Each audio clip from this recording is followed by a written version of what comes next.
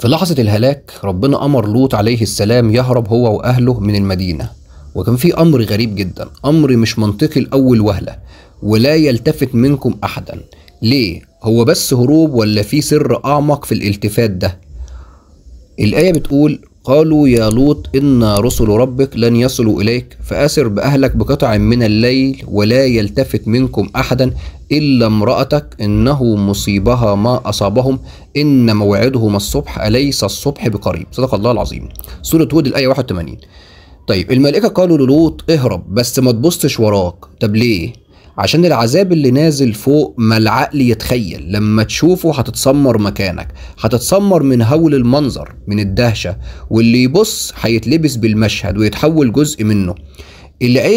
العين دي مش مجرد عضو في الجسم، دي باب ممكن يدخلك على الجنة أو يرميك في نار الهلاك. العين لو شافت ما لا ينبغي ممكن تفتن، ممكن تتسحر، ممكن تتشد وتنسى وتهرب.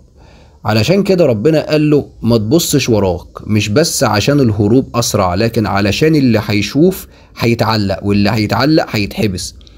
كم واحد فينا بيقع بسبب نظرة حسد، نظرة شهوة، نظرة إعجاب، نظرة لحظة خلته ينحرف عن طريقه كله. العين ممكن تكون بوابة الهلاك وممكن تكون فتنة العمر. لو ربنا قال للنبي من أنبيائه ما تبصش وراك، يبقى احنا أولى إننا نخاف على عيوننا، لأن أوقات نظرة واحدة ممكن تضيع حياة كاملة. احفظ بصرك علشان تنجو زي ما لوط نجا عليه السلام. سلام عليكم.